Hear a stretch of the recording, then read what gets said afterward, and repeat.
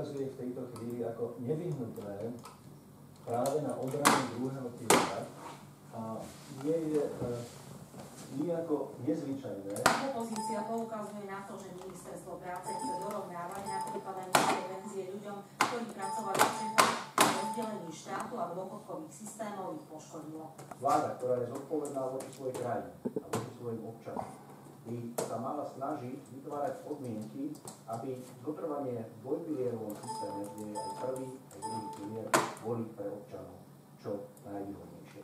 Pretože len dvojpilierový systém je na Slovensku aspoň akou takou šancou na dosiahnutie výsledných dôchodkov starobe. Štátny tajomník ministerstva práce tvrdí, že opozícia prichádza s návrhom na dorovnanie nízkych druhopilierových dôchodkov preto, že po 10 rokoch jeho existencie zistila, že systém je pre väčšinu ľudí nevýhodný. Teraz sa podľa neho opozícia pokúša napraviť svoje chyby, a to tak, že zo štátu robí kasíno. Tento návrh nie je žiadnym konštruktívnym riešením. Nejaké dorovnávanie ľudí, tí, ktorí jednoducho neboli úspešní klompili, im pripadá len vyhovárať a zakývanie základného problému. To, že tento pilier nebol dobre nastavený a jednoducho tento pilier klamal ostatný časť ľudí na Slovensku. Opoziční poslanci predkladajú svoj návrh na dorovnanie prvých veľmi nízkych dôchodkov z druhého piliera. Som musel natočiť, to sa raz na to budeme baviť. Väčšina nebude súhlasiť. Opozícia sa obráti na ústavný súd pre diskrimináciu jednej skupiny dôchodcov. Rita Fleischmannová, RTVS. Čo sa týka práce v zahraničí, najpríťažlivejšie je pre nás Rakúsko. Vládne tam našlo uplatnenie okolo 40 000 Slovákov. Je to najviac za ostatné roky. Situácia sa zmenila. Roky predtým sme chodili za prácou najviac do Česka. Informáciu zverejnil štatistický úrad. Monika pracuje ako zdravotná sestra v rakúskej súkromnej nemocnici. Do Viedne pravidelne dochádza z Bratislavy, pretože tamojšie byty sú podstatne drahšie. Práca v Rakúsku má podľa nej viaceré výhody. Samozrejme zarobím viacej peniazy, okolo 3/4 viacej, ako keby som robila.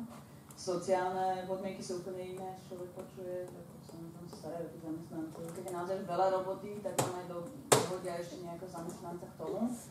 To tiež si povedal, tak si odrobte a toho nejako zvládnete. Slováci sa začali presúvať za prácou do Rakúska najmä po roku 2011, keď Rakúšania aj Nemci otvorili svoje pracovné trhy.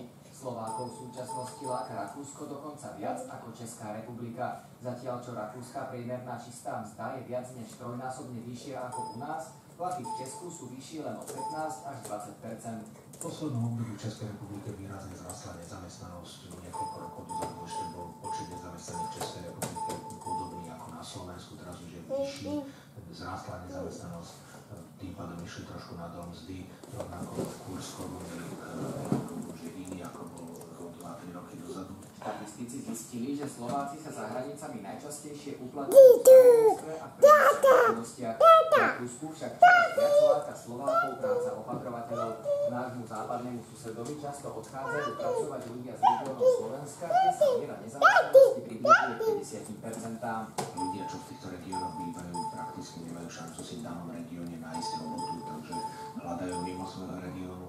Z ich pohľadu, keď už sa bavíme o dochádzaní na týždňovky, tak je viac menej jedno, že či dochádza do Českej republiky alebo do Rakúska. Do zahraničia odchádzajú pracovať najmä absolventi vysokých či stredných škôl, ktorí na Slovensku nenajdu uplatnenie, alebo ich práca podhodnotená. Je to trošku prejav aj tej zlej štruktúry školstva na Slovensku. Jednoducho vnímame, že vo všeobecnosti vzdelávací systém nie je dostatočne prepojený s potrebami pracovného trhu. V januári bolo na Slovensku vyše 12% nezamestnaných. V súčasnosti je podľa ministerstva práce najväčší dopyt po kvalifikovaných ľuďoch so stredoškolským odborným vzdelaním.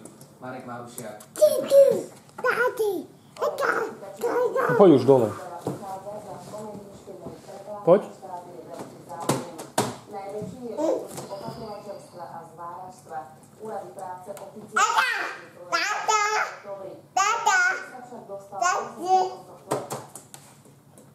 Projekt DEPAS je určený pre nezamestnaných z celého Slovenska okrem Bratislavského kraja. Doteraz o rekvalifikačné kurzy prejavilo záujem viac ako 2200 nezamestnaných. Najväčší záujem o rekvalifikáciu je v regiónoch, ktoré zaznamenávajú vyššiu ako priemernú nezamestnanosť. Sú to také oblasti ako je Lučenec, Humenné, Prievidza, Prešov. 25 až 50 roční sa najviac zaujímajú o kurzy opatrovateľstva, zváračstva či obsluhy vysokozdvižných vozíkov. Práve opatrovateľky si vo zvýšenej miere žiadajú v zahraničí, čo môže znamenať, že vyškolený človek nezostane na Slovensku. Projekty financované z Európskeho sociálneho fondu.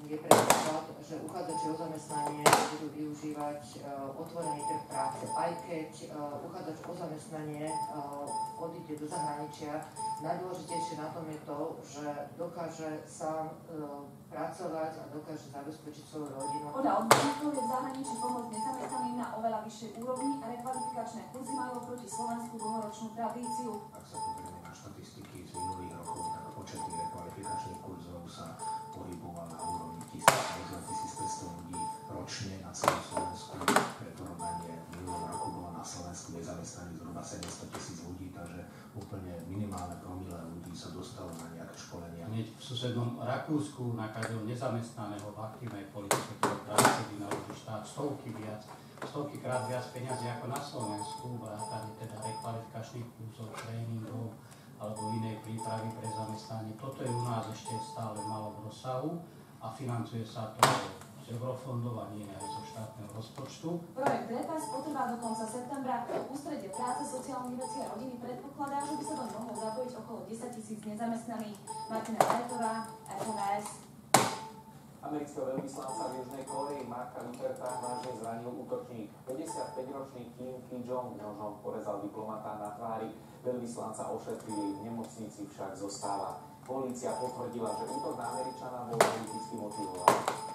42-ročný diplomat Mark Lippert, ktorý je v Soule odvolaný, sa chystal prednášať o vzťahoch medzi Spojenými štátmi a Kóreou. Skôr než prišiel k mikrofónu, zaútočil na neho muž s nožom a vážne ho porezal na tvári a na rukách. 55-ročný Kim Ki-jong pri útoku vyzýval na zjednotenie Južnej a Severnej Kórei. Polícia neskôr oznámila, že hoci muž konal osamotene, ide o člena skupiny presadzujúcej opätovné zjednotenie Kórejských štátov. V minulosti už Kim Ki-jong pre podobné útoky za mrežami sedel. Podozrivý povedal, že zaútočil na amerického veľvyslanca z protestu proti spoločnému vojenskému cvičeniu Spojených štátov s Južnou Kóreou, ktoré podľa neho bráni zmiernivej nálade medzi Severnou a Južnou Kóreou. Zakrvaveného veľvyslanca previezli do nemocnice, kde mu počas dvojhodinovej operácie lekári 80 stehmi zašili rany. V nemocnici zostane 2 až 3 dní. Našťastie neboli poškodené dôležité nervy či hlavné slinné žľazy. Ak by však boli rezné rany ešte o centimeter či 2 hlbšie, mohlo by ísť o naozaj vážnu a život ohrozujúcu situáciu. Veľvyslancovi Markovi Lippertovi zaželal skoré uzdravenie aj šéf Bieleho domu Barack Obama. Spája ich dlhoročné priateľstvo. Naopak, podľa komunistov zo Severnej Kórey si Američan útok zaslúžil. Pyongyang v tlačovej správe odkázal, že Američania sú vojnoví štváči, na ktorých teraz dopadol nôž spravodlivosti. Juhokórejských nacionalistov, medzi ktorých patrí aj útočník Kim Ki-jong, nie je veľa, sú v menšine. Väčšina Juhokórejčanov priateľstvo Soulu s Washingtonom schvaľuje, niektorí dokonca na verejnosti pália